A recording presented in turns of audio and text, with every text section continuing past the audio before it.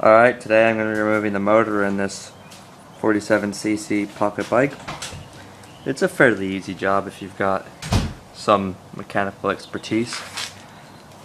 The tools it requires are going to be Allen wrench, the right size. I don't know what size, but it's the size that all the things on this bike are held on with. And you're going to need probably some needle-nose pliers for removing the fuel line there. What else? Probably that should be it, I'd say. So first step is going to be to remove the fuel line, and you should check that your bike has no fuel left in it. This one has no fuel left in it, and you can just pull the line off there. Mine's sort of stoved on there pretty loose like.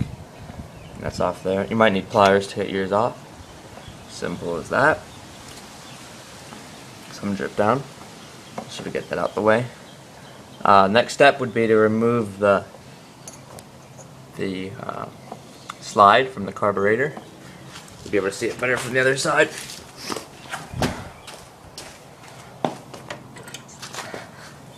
It's that thing on the top of the carb.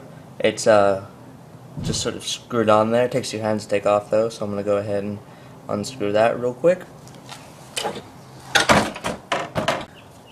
Well, the throttle slide's removed now. There it is, just unscrews from the top of the carburetor. Next step's going to be to remove your kill switch connectors.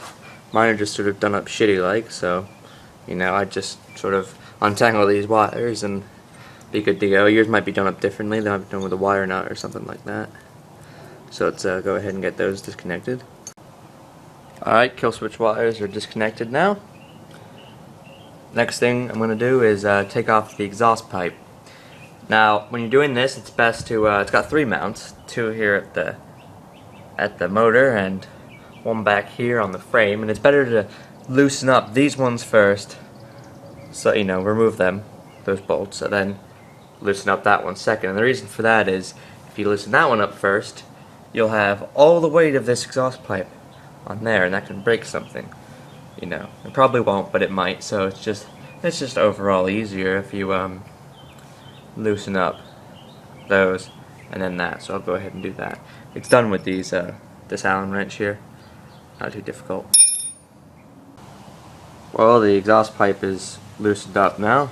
As you can see, that's just sort of sitting in there. It's removed from the back mounting too.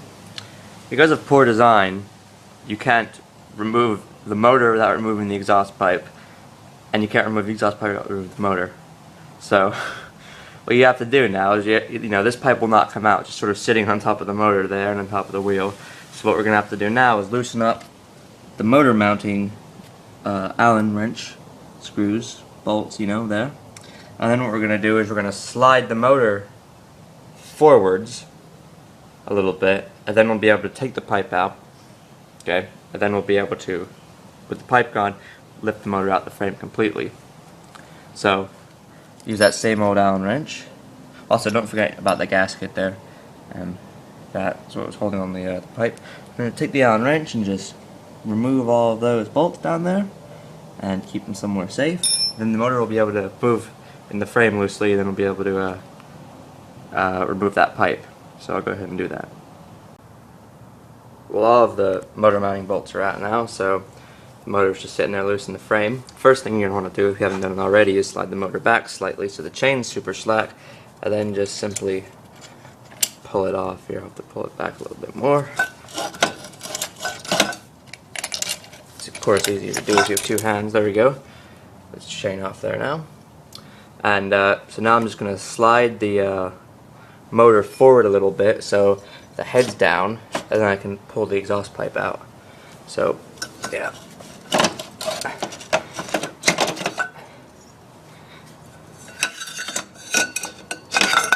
Simple as that.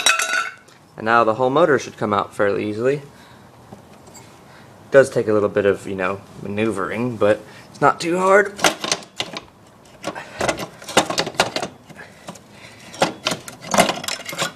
There we go. Simple as that.